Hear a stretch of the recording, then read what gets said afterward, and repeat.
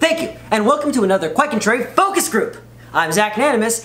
Johnny is off camera today. He is going to be asking me some questions. I have no idea what he's going to ask me. This is all right off the cuff. Johnny, give me a topic. Put some sweet keywords into this. Okay, Deadpool 2. Deadpool 2. It's already a good one for keywords. Okay, so there is someone who... There's a character, an X-Men character from the X-Men universe that has been confirmed, seemingly, for Deadpool 2 that has not been in any of the trailers. Okay. So I want you to give me your best 5 guesses on who that is. I'm gonna say, how many guesses do I get again? 5. 5 guesses. X-23. No. Sabretooth. No. Charles Xavier. Closer. Magneto. No. Jean Grey. No. Okay, who is it? Juggernaut. Oh, that's his half-brother. Yeah. Yeah, that is closer. You're right. Okay, cool. Yeah, so apparently the soundtrack gave it away.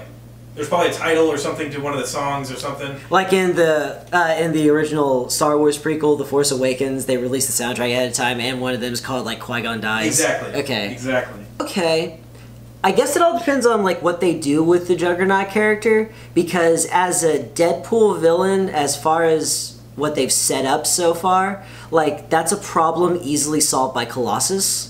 You know, there's nothing specifically Deadpool that gets rid of the Juggernaut, unless they go into like some of the more esoteric parts of him, because he's got like this gem that's technically his the source of his power, and so there could be like a quest to get the gem, and that could be worth money, and he's part of a team of people that are called like the Eternals or something like that, and they all have their own little things, and that could be part of it. I doubt that the scope of this movie is going to reach that, because it's not as funny, and it's just too much stuff to learn for a Deadpool movie, when it should be if the Juggernaut's here, the Juggernaut hits something, Colossus hits him back. There's actually another thing they say in here is in one of the TV spots, it looks like Colossus is hitting something that looks like Juggernaut's head. So maybe him and Colossus go at it. I mean, they have to. Yeah, they're the only ones that can handle each other, really. It's fun. But I am going to put a card up here in the top right-hand part of the screen. It's bright! Why is it so bright? But that's going to be a link to, there's a Deadpool music video already out that Celine Dion is singing. And it is really good. Okay. And it's an original song, too. Yeah. Yeah. This could be another guess that you can do. Okay. Because I do know, for a fact, that there's been several people that have been on past Star Trek shows that have directed episodes. Yes? So I want you to guess which one of those directors is directing episode 2 of season 2 of Discovery, Star Trek Discovery. And you get 3 this time. Jonathan Frakes? Got it. Yeah. He directed a lot of them. It made brief, small headlines here in this type of genre that we do pay attention to, because what's her name? Maria Sturgis? Maria Sturgis. Sturgis, yeah, she showed up on set. Really? Yeah, and so they had a moment because their characters were married in Next Gen. Yes. So. Eventually. In the movies. Well, the marriage finally happened in the movie. I think one of the last movies. Yeah. But yeah, the relationship lasted a couple seasons though. Well, sort of. That's what it said in the article. Eh. What?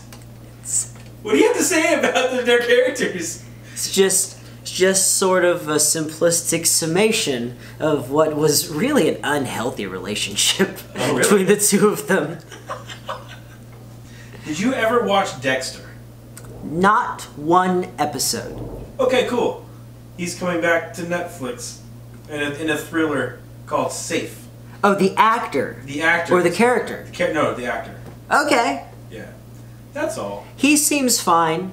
I understand that he did a run of Hedwig and the Angry Inch, so he must have some range. I just don't know anything about that show. Okay, I haven't seen an episode, but I have seen parts of some.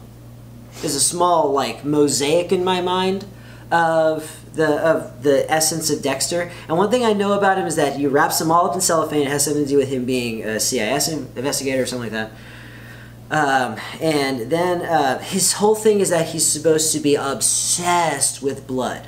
He's also a blood splatter expert. Right. And so like it's supposed to be like a big focus for him, right? And he has a lot of scary tools that would normally inflict the kind of nasty wounds that would draw blood from a potential victim very handedly. And every time I've seen him kill a victim, he wraps them up in cellophane and then he stabs them in the heart with a butcher knife using none of the other props. It depends. Why?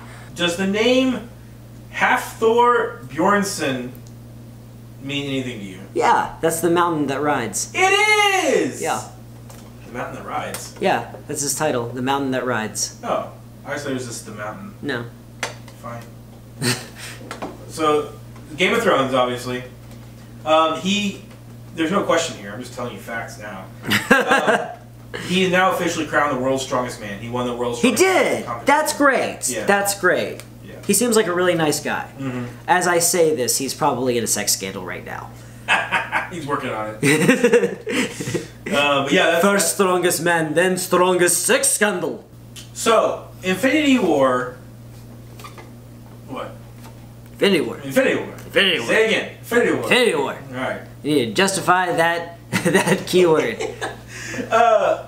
So obviously Thanos is the big bad guy in Infinity War. One and two. I always thought of it as Mr. Sinister. Here's the question. Who is the Marvel Universe's next big bad guy? Where do they go from here?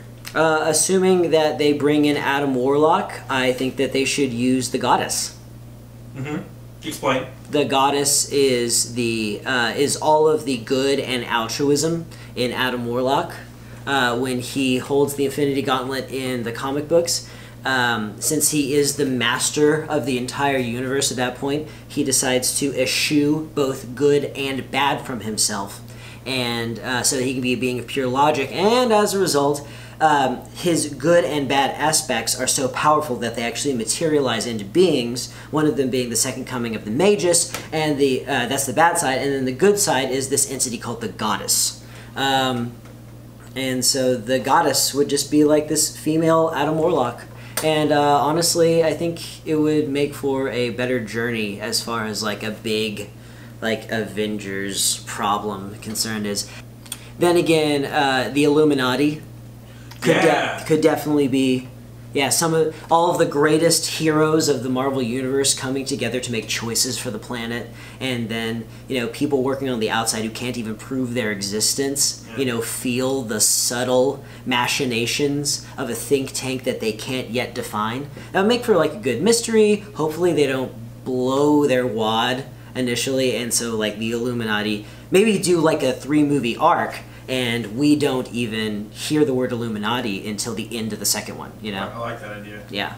Of course, that does mean bringing back Tony Stark, but not necessarily. It doesn't necessarily have to be Tony Stark. They could bring in, Reed Richards and Tony Stark were both Illuminati, but they can mess with the roster as they like and just make the technically minded guy Reed Richards, I like that idea. That'd be fun. So the greatest heroes of the Marvel Universe should be the next villains of it. I like that. And then all the old guys can die. Yes, thank you. And thank you for sticking it out all the way to the end of the episode. I want to not only thank you good people, but I also want to thank our patrons. This is a fan-funded channel. If you have any curiosities about what we do for our patrons, why don't you go ahead and check the link down in the description. And while you're here, look at one of these links. It looks just like me!